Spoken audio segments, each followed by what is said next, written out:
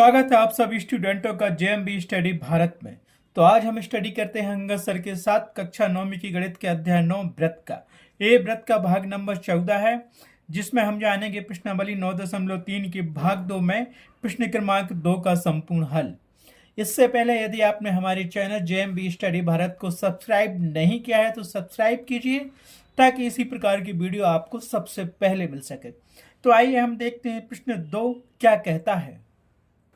तो प्रश्न नंबर 2 आपको दिया गया है, किसी वृत्त की एक जीवा वृत्त की त्रिज्या के बराबर है। कह रहा है कि वृत्त की जीवा वृत्त की त्रिज्या के बराबर है। जीवा द्वारा लघु चाप के किसी बिंदु पर अंतरित कोण ज्ञात कीजिए। अर्थात लघु चाप द्वारा जो कोण वृत्त पर किसी बिंदु पर बनाया गया है उसको ज्ञात करना है, तथा दीर्घ चाप के किसी बिंदु पर भी अंतरित कोण को ज्ञात कीजिए। वो कह रहा है लघु चाप और दीर्घ चाप द्वारा जो वृत्त पे कोण बनाए गए हैं उनको ज्ञात कीजिए। तो यहाँ हमें डायग्राम तो दिया नहीं गया, तो हमें डायग्राम बनाना पड़ेगा। तो सबसे पहले जो कुछ दिया गया है उसको लिख लो, और जो ज्ञात करना है उसको लिख लो, ठीक है। और यहाँ पे अपन क्या है, प्रश्न के अकॉर्डिंग एक वृत्त ड्रा कर लेंगे, उसका लघु चाप और दीर्घ चाप भी ड्रा कर लेंगे, ठीक है। सबसे पहले क्या किया हमने, एक वृत्त बना लिया और एक वृत्त का केंद्र बिंदु, वृत्त के केंद्र को हम क्या कहते हैं, ओ कहते हैं, ये भी बना लिया। इतना तो समझ में आ गया कि हमने एक वृत्त बनाया और वृत्त का केंद्र बिंदु बनाया। वो कह रहा है कि एक वृत्त की जीवा यहाँ से जो त्रिज्या के बराबर है, एक त्रिज्या ये होगी, एक ये होगी, हमें लघु चाप भी बनाना, तो यहाँ से जो वृत्त की जीवा होगी इन त्रिज्याओं के बराबर होगी। तो स्केल से नाप लेना, नहीं तो ऐसा ही नाप लेना। इसको ऐसा करते हैं कि एक यहाँ बना लेते हैं, ये क्या हो गई त्रिज्या, इसको हम नाम दे देते हैं ओ ए। ऐसा ये कि यहाँ पे बना लेते हैं, इसको नाम क्या दे देते हैं बी। तो ये ओ बी, ये क्या हो गई त्रिज्या हो गई, ये दोनों क्या है बराबर हैं। और किसके बराबर हैं, ये जीवा बन गई अपनी, ये भी जीवा बन गई। वो क्वेश्चन क्या कह रहा था, वृत्त की एक जीवा, मतलब ये भी जीवा खींच ली, वृत्त की त्रिज्या के बराबर है।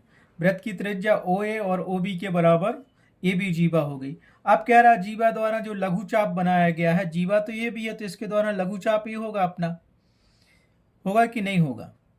और बाकी ऊपर का होगा ये अपना क्या, दीर्घ चाप, जीवा के ऊपर का, और जीवा के नीचे का होगा लघु चाप। तो कह रहा है कि अभी जीवा तो बनी है, ठीक है, आगे हमें क्या करना अभी तो समझ में आएगा, क्योंकि केंद्र पे बना कोण भी ज्ञात करना पड़ेगा हमें ये, ठीक। और एक बात याद रखना, क्योंकि ये जीवा की लंबाई कितनी इन त्रिज्या के बराबर है, तो ये दूरी और ये दूरी और ये दूरी क्या होगी, बराबर होगी। जब त्रिभुज की तीनों भुजाएं बराबर हो गई, ए ओ बी त्रिभुज की, तो ये क्या बन गया, एक समबाहु त्रिभुज बन गया। और समबाहु त्रिभुज की परिभाषा के अनुसार समबाहु त्रिभुज का प्रत्येक कोण क्या होता है, बराबर होता है, जो कि होता है 60 अंश 60 अंश 60 अंश। तो दीर्घ चाप के द्वारा वृत्त पर बनाया गया कोण और लघु चाप के द्वारा वृत्त पर बनाया गया कोण, तो लघु चाप तो ये है, तो बना लो यहाँ कहीं कोण बना लो, ये बन गया,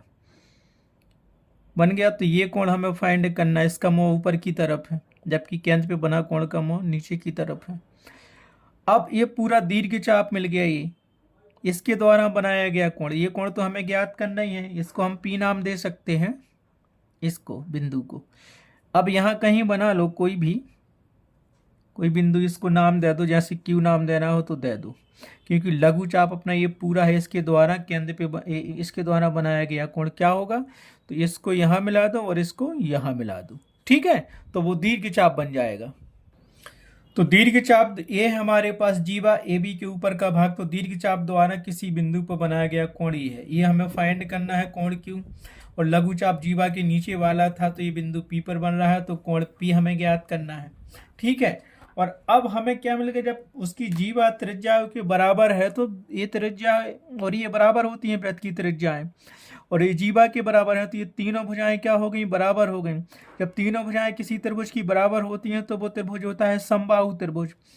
इसलिए हम कह सकते हैं समबाहु त्रिभुज का प्रत्येक कोण 60 अंश का होता है, क्योंकि तीनों भुजाएं बराबर हैं, ठीक है। बस हल हो गया, हमें जो फाइंड करना वो लिख लो, ठीक है, और जो दिया गया है वो लिख लो। तो यहाँ पे लघु चाप क्या है, लघु चाप ए पी बी लघु चाप है, और दीर्घ चाप क्या है, ए क्यू बी लघु चाप है। लघु चाप का कोण ए क्यू बी फाइंड करना है और दीर्घ चाप का कोण ए क्यू बी फाइंड करना है और लघु चाप का कोण ए पी बी ज्ञात करना है।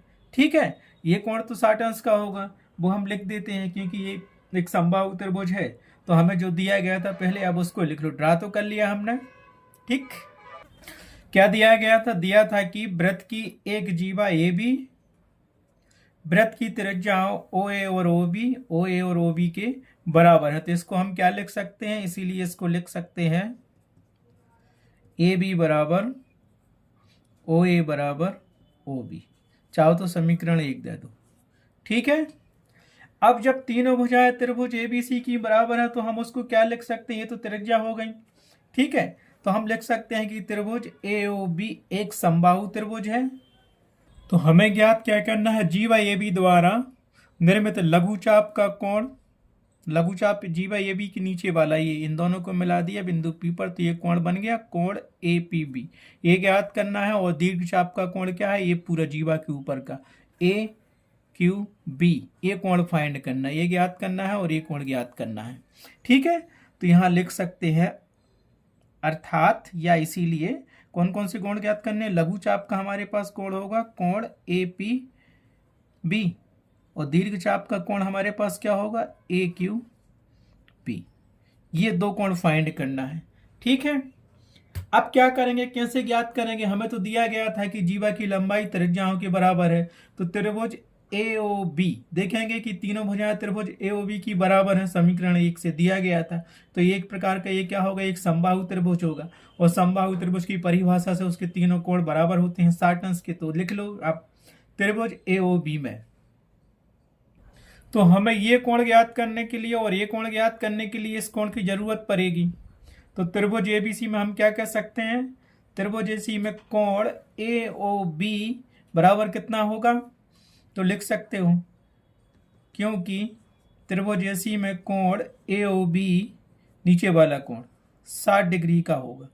रीजन, क्योंकि त्रिभुज ए ओ बी क्या है? एक समबाहु त्रिभुज है। लिख दो। क्यों 60 अंश लिखा? क्योंकि हम जानते हैं त्रिभुज ए ओ बी त्रिभुज क्या है? एक समबाहु त्रिभुज है जिसके प्रत्येक कोण की माप 60 अंश होती है। तो ये वृत्त के द्वारा, देखो जीवा ए बी के द्वारा या लघु चाप द्वारा बनाया गया कोण केंद्र पर कितना होगा? 60 अंश का होगा। बन गया। जब ये 60 अंश का है तो ये तो हम निकाल ही सकते हैं, क्योंकि जो यहाँ कोण बनता है क्योंकि यहाँ इसका दुगना होता है जो वृत्त के केंद्र पे जो कोण बना है। देखो एक ही चाप द्वारा बना है, ये भी चाप ए पी बी चाप द्वारा ये कोण बना है, ये त्रिभुज बना है ए क्यू बी और ए ओ पी, एक ही चाप द्वारा ये दोनों निर्मित हैं कोण। तो हम क्या लिख सकते हैं? अब याद रखना, देखो इसका मुंह नीचे की तरफ है और इसका मुंह नीचे की तरफ है, तो ये कोण और ये कोण लेंगे तो इस कोण से हम ये फाइंड कर सकते हैं। और इसका मुंह क्या है? ऊपर की ओर है, तो एक हम दूसरा कोण बाद में निकालेंगे, क्योंकि हमें फाइंड करना है। क्या करना है? ये करना है, तो उसके लिए हम कुछ और करेंगे। ठीक है, इतना तो समझ में आ गया आपको। अब क्या कह सकते हैं? हमने बताया था प्रमेय 9.7। प्रमेय 9.7 क्या था? आपको याद होगा। प्रमेय 9.7 कहता था एक चाप द्वारा केंद्र पर बना कोण, इस चाप द्वारा केंद्र पर जो कोण बनता है वृत्त के शेष भाग के किसी बिंदु पर बने कोण का दुगना होता है। तो इस पे जो कोण बनता है उसका ये कोण दुगना होता है, लेकिन हमें क्या दिया? यहाँ का कोण नहीं दिया, ये दुगना वाला कोण दिया है, तो इसका हाफ कर देंगे तो ये क्या हो जाएगा? ये कोण मिल जाएगा। तो हम यहाँ लिख सकते हैं। अब क्योंकि हम जानते हैं, उसके लिए हम चलते हैं नेक्स्ट पेज पर। ठीक है, तो ये दिया गया है, तो हमें क्या ये कोण फाइंड करना है? ये तो पता है 60 अंश का, इसका मुंह नीचे की तरफ, इसका मुंह नीचे की तरफ, ये दोनों क्या एक ही चाप ए पी बी पे बने हुए हैं, ए बी चाप पर। तो हम क्या जानते हैं? इसको हम क्या लिख सकते हैं? केंद्र पे जो कोण बनता है वो दुगना होता है इस वाले कोण का, तो उसको लिख सकते हैं। ये कोण कौन सा है? कोण ए ओ बी बराबर मिलेगा 2 गुणित कोण ए क्यू बी। लिख सकते हैं प्रमेय, आपको वो याद ही होगा। तो अब क्योंकि हम जानते हैं, यहाँ से यहाँ लिख लो कोण ए ओ बी बराबर होगा 2 गुणित कोण ए क्यू बी। रीजन देना है तो रीजन दे सकते हो, लिख लो यहाँ पे। क्या रीजन लिखोगे? एक चाप द्वारा केंद्र पर बना कोण, ठीक है, एक चाप द्वारा केंद्र पर बना कोण वृत्त के शेष भाग के किसी बिंदु पर बने कोण का दुगना होता है। तो केंद्र पे ये कोण 60 अंश का बन रहा, तो लिख दिया कोण ए ओ बी 60 अंश का बन गया, गुणित 2 गुणित ए शेष भाग पे कोण ए क्यू बी हो गया। अब ये अपने पास हमने निकाल लिया कि ये 60 अंश का है, तो इसको हम क्या कर सकते हैं, तो इसको हम लिख सकते हैं 60 डिग्री इक्वल टू 2 गुणित कोण ए क्यू बी। रीजन देना पड़ेगा क्योंकि ये कोण या तो समीकरण 1 से लिख दो या फिर सीधा लिख दो कि कोण ए ओ बी बराबर कितना है 60 अंश है, क्योंकि त्रिभुज ए ओ बी क्या है, समबाहु त्रिभुज है। तो यहाँ से इसको हल कर लो, तो यहाँ से हमें क्या मिलेगा, ये पूरा ये हमें मिल जाएगा यहाँ से 60 डिग्री अपॉन 2, ये 2 यहाँ आएगा तो गुणा का भाग हो जाएगा, इक्वल टू यहाँ क्या मिलेगा, कोण ए क्यू बी जो फाइंड करना है दीर्घ चाप का कोण। तो यहाँ से हमें क्या मिल जाएगा, दैट एम्प्लाइज मिल जाएगा, ये क्या मिल गया 30 डिग्री, कौन सा कोण मिल गया, कोण ए क्यू बी मिल गया कोण। ये क्या है, दीर्घ चाप का कोण है, हमें ये यही फाइंड करना था, समझ में आ गया, ए क्यू बी जो कि दीर्घ चाप द्वारा बना कोण है, दीर्घ चाप पर ये ऊपर वाला जीवा ए बी के ऊपर का कोण, ठीक है, जो कि क्या ज्ञात करना था हमें, दीर्घ चाप के किसी बिंदु पर बना कोण, जो कि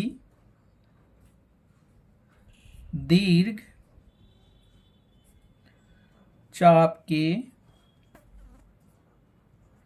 किसी बिंदु का मतलब है बिंदु क्यू पर, किसी बिंदु अर्थात बिंदु क्यू पर बना कोण है, ठीक है। एक तो यही फाइंड करना था हमें, आ गया समझ में। तो ये क्या मिल गया, यहां से लिख सकते हैं दीर्घ चाप का कोण क्या मिल गया, सीधा सीधा लिख लो आप, दीर्घ चाप का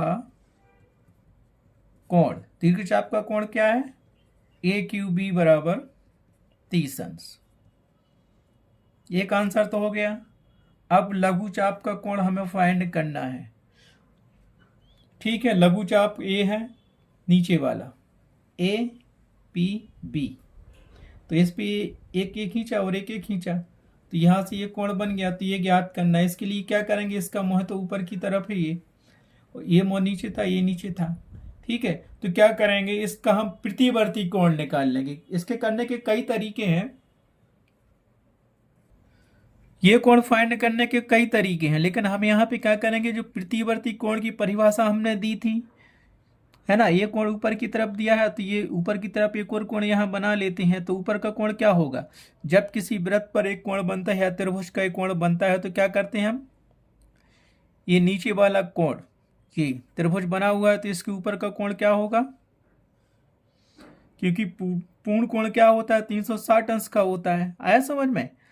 तो एक अगर इसको डॉटेड करेंगे तो ये पूरा क्या हो जाएगा, ये वाला कोण बन जाएगा, देखो यहाँ से बन गया, और इसको मिला दो तो ये पूरा हो जाएगा 360 अंश का, वृत्त का पूरे वृत्त का कोण कितना हो जाता है 360 अंश का हो जाता है। लेकिन यहाँ से इतना कोण हमें 60 अंश का दिया हुआ है क्योंकि एक समबाहु त्रिभुज है, तो हम क्या करेंगे, कोण ए ओ बी का प्रतिवर्ती कोण निकालेंगे। तो प्रतिवर्ती कोण की परिभाषा क्या होती है, ए वाला कोण ऊपर वाला, तो कोण ए ओ बी का प्रतिवर्ती कोण बराबर 360 अंश माइनस कोण ए ओ बी, तो ये ऊपर वाला कोण मिल जाएगा। तो इसका मुख भी ऊपर की तरफ है और इसका मुख भी ऊपर की तरफ है, तो ये केंद्र पे बना है कोण, जो कोण आएगा वो केंद्र पे बना होगा, उसका आधा ये कोण हो जाएगा। आया समझ में, सेम डिक्टो यही फंक्शन लगेगा, नहीं तो उसमें परेशान हो जाओगे आप दूसरे तरीके से करोगे। तो क्या करेंगे, कोण ए ओ बी का प्रतिवर्ती कोण निकाल लो, क्योंकि ये पूर्ण कोण होता है 360 अंश का, ये पूरा वृत्त बन रहा है ना, पूरा कोण, ये कोण पूरा एक रेखा पे जो कोण बनता है 180 अंश और 180 अंश, तो ये पूरा कोण 360 अंश का हो गया। लेकिन हमें ये कोण दिया था इतने भाग का 60 अंश, तो ये हम ज्ञात कर लेंगे। तो ये क्या होगा, कोण ए ओ बी का प्रतिवर्ती कोण निकाल लो तो हमें ऊपर का कोण मिल जाएगा, ठीक है। तो उसके लिए हम चलते हैं नेक्स्ट पेज पर। तो हम क्या करेंगे, इसका कोण ए ओ बी का प्रतिवर्ती कोण क्या होगा, ऊपर वाला होगा 360 माइनस इसका कोण, क्योंकि ये कोण ए ओ बी अपने पास 60 अंश है, ज्ञात कर लो, सिंपल तरीका है। अब तो यहाँ पे लिखो क्योंकि हम जानते हैं प्रतिवर्ती कोण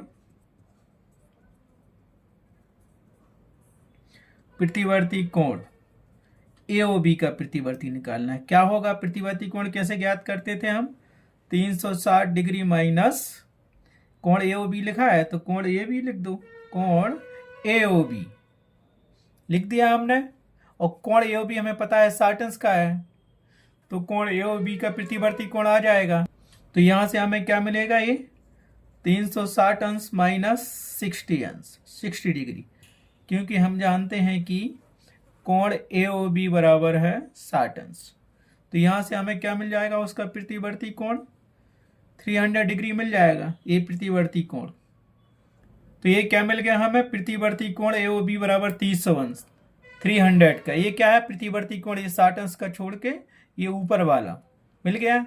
तो केंद्र पे प्रतिवर्ती कोण कितना बन रहा है? 300 अंश का बन रहा है, तो इसको 300 लिख दो यहाँ पे। अब इसका मुख भी ऊपर की तरफ है और इसका मुख भी ऊपर की तरफ है। अब हम क्या जानते हैं? उसी प्रमेय से जानते हैं 9.7 से, एक ही चाप द्वारा वृत्त के केंद्र पर बना कोण वृत्त के शेष बिंदु पर बने कोण का दुगना होता है। तो ये दुगना होगा इसका, P कोण का दुगना होगा ये वाला प्रतिवर्ती कोण। ठीक है, तो प्रतिवर्ती कोण का आधा कर देंगे तो हमें एक कोण मिल जाएगा लघु चाप पे। ठीक है, अब क्योंकि हम जानते हैं कोण APB बराबर, या कोण प्रतिवर्ती कोण AOB बराबर 2 गुणित कोण APB,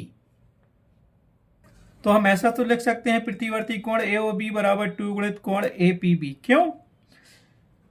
ये ऊपर दिया है और वृत्त के केंद्र पे बना है 300 अंश का कोण, तो ये प्रतिवर्ती कोण कहलाता ऊपर का कोण। प्रतिवर्ती कोण AOB ऊपर वाला बराबर होगा 2 गुणित कोण APB, क्योंकि इसका मुख ऊपर की तरफ है और ये मुख भी ऊपर की तरफ है। तो वृत्त के किसी बिंदु पर जो कोण बनता है उसका दोगुना कोण बनता है वृत्त के केंद्र पर। तो ये सेम मिल गए ना अपने पास, ये ऊपर की तरफ मुख वाला, ये ऊपर की तरफ, तो 2 का गुणा कर देंगे, क्योंकि प्रमेय 9.7 से हम जानते हैं, क्या जानते हैं हम? क्योंकि एक चाप द्वारा केंद्र पर बना कोण वृत्त के शेष भाग के किसी बिंदु पर बने कोण का दुगना होता है। तो ये शेष भाग पे बना है और एक केंद्र पे बना है, तो कोण प्रतिवर्ती कोण AOB 300 अंश का है और शेष भाग पे बना कोण हमें ज्ञात करना है, तो इसका आधा कर देंगे जो केंद्र पे बना है, तो ये मिल जाएगा।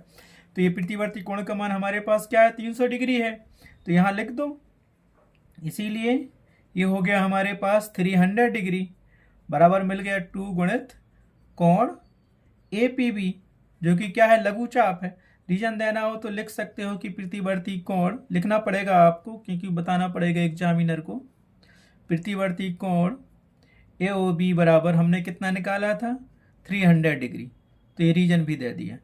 तो यहाँ से क्या है? यह हमारा 2 मल्टीपल में स्तर पे आएगा तो डिवाइड हो जाएगा, तो यहाँ से क्या मिलेगा?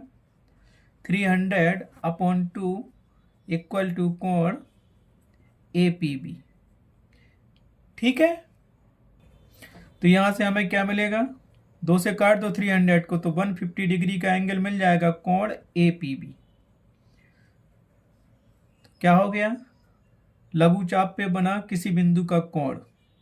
ठीक है, जो कि लिख दो यहां पे, जो कि लघु चाप के किसी बिंदु P पर बना कोण है। ठीक है, दीर्घ चाप के किसी बिंदु पर बना कोण हमने ज्ञात कर लिया Q, और लघु चाप पर बने बिंदु P पर कोण ज्ञात कर लिया। दोनों हमें फाइंड करने थे, तो उत्तर बराबर लिख दो यहाँ पे। तो उत्तर क्या हो गया? लघु चाप का कोण APB बराबर 150 अंश और दीर्घ चाप का कोण AQB 30 अंश। ये हमें फाइंड करने थे। इस प्रकार प्रश्नावली 9.3 का क्वेश्चन नंबर 2 कंप्लीट हुआ। नेक्स्ट क्वेश्चन के लिए हम देखेंगे नेक्स्ट वीडियो को। Thanks for watching my video.